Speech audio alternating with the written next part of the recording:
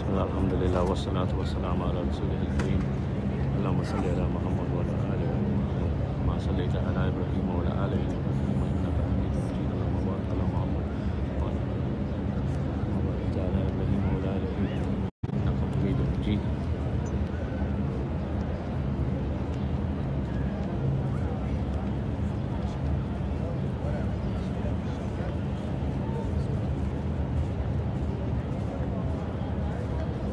Assalamu alaikum ya Adam.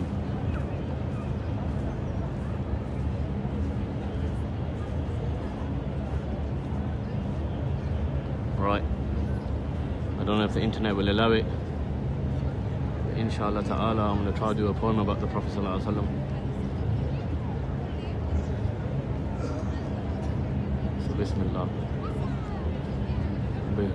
Before I do start, I'd like to quote Hassan ibn Thabit radiyallahu anhu. He says, it's not my poetry that honors the Prophet sallallahu alaihi wasallam. It's rather the mention of the Prophet sallallahu alaihi wasallam that honors my poetry. So Bismillah. He's born in the year of the elephant. Even as a child, he was special. It was evident. Birth of the Prophet mentioned in the Old Testament. Deuteronomy 18:18, that's your reference. Perfectly proportioned, the most handsome, most elegant. Impeccable character, the most humble and intelligent. Compassionate, considerate, in speech he's most eloquent. Even before he was a prophet, he was a man of great eminence. He's ranked number 1 in Michael Hart's book, most influential. Please refer to the books of hadith if you need to check his credentials. His messages, worshipping Allah alone is essential, and the Quran and his teachings make up all our fundamentals.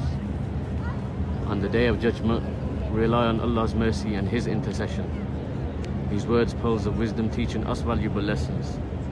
Liberator, women's rights, he was against all oppression. The English language cannot do justice, forgive me for my indiscretions. His face is more radiant than the full moon, and his sweat smelled better than the most expensive perfume. The light that shone bright like the sun shines at noon. Need to follow his example if you want to be al-muttaqun.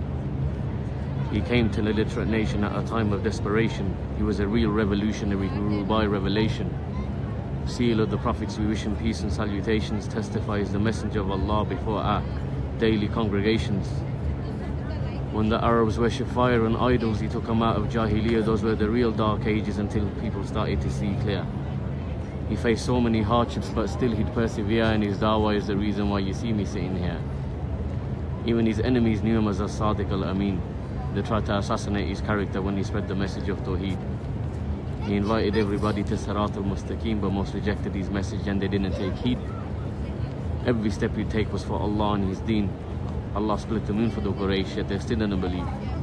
In fact, they tortured the believers. What a horrid sight it must have been, but imagine the status in Jannah of the earliest Shaheed. They called him a liar, a soothsayer, a madman, and a magician. They couldn't swallow their pride and let go of their traditions, offered him power, wealth, and women to stop spreading the religion, but he said, even if you offer me the sun and the moon, I won't accept your proposition. They threw animal intestines on the Prophet. While he was in prostration, he even stepped on the blessed neck of the best of all creation.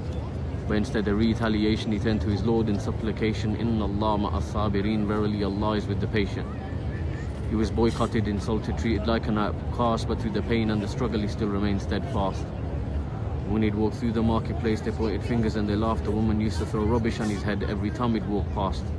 And the day that he didn't say good riddance and walk on. He went to see if the lady had been inflicted by some harm. She said in the kindness of the Prophet, and she accepted Islam. He's a mercy to mankind, even says in the Quran. Surah Al-Anbiya verse 107, he even led the Anbiya in Salah before he ascended above the heavens. When he went to preach in Taif, they pelted him with stones. He had blood-soaked shoes and he was bruised down to the bone. Jibreel alayhi salam descended, said, give me the command. I'll get the angel of mountains to destroy all their homes. But Allah's merciful messenger said, no, and let them be. For the land may one day be home to people who believe. I remember these stories in times of difficulty and remind myself that the Prophet had it much more difficult than me. Even through the slander and the rumor spread by the people of Quraysh, the Ansar came to know about the Prophet's message and his demeanor.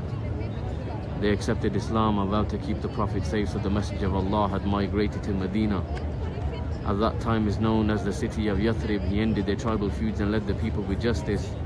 The land of the dates became the most blessed place, became an even bigger problem for the people of Quraysh because their caravans to Sham, they were no longer safe. The believers had a home and Islam had a base. He was content in every situation. Indeed, it is all Allah's qadr. He even had the help of the angels at the battle of Badr. He told us to love for ourselves what we love for one another, and subhanallah, he referred to you and me as his brothers.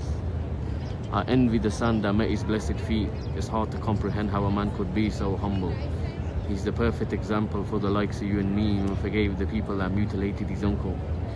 The Sahaba, they became human shields for the Prophet. When he'd make wudu, they'd be sure to catch every single droplet of water that would flow off his blessed body. The actions proved that they loved him more than anybody. Islam spread from Medina, Muslims multiplied in numbers. The idolaters in Makkah feared that their days were numbered. When the Prophet returned to Makkah, he could have taken his revenge on the people that used to oppress and torment him. He could have captured everyone and enslaved them. He was in a position of power, surrounded by thousands of brave men, but what he did next left the people in amazement. Rahmatul Alameen, he turned around and forgave them. The best leader, the best father, the best husband, the best person. Imagine how it must have felt to witness the last sermon. Imagine you were there and you had to lend an attentive ear and you had to hear that the Messenger of Allah may not be with you the next year. Indeed, the greatest calamity is when he departed this dunya. We show our love for the beloved by trying to follow his sunnah. Inshallah, on the day of judgment, we get to drink from his blessed hand. 21st century role model. He's not your average 7th century man. May Allah reunite us with him in Jannah and save us all from the fire of Jahannam. We love him more than our own selves. Muhammad sallallahu alayhi wa sallam. Bismillah. I could stay here all day, guys, but I have to come back to the UK now. So, just give you a little tour before I go. When you see the beauty of this place, you understand why Imam Malik refused to ever wear shoes in Medina, out of love and respect for the Prophet sallallahu alaihi wasallam. Make dua that Allah brings me back here, and inshallah make dua that everybody gets a chance to visit Medina. Whatever you're doing with your busy lifestyles, guys, try and put some money aside, try and visit the Holy Lands. Every year is getting more and more expensive, so try your best, inshallah ta'ala. And I'll give you one last look before I go, inshallah.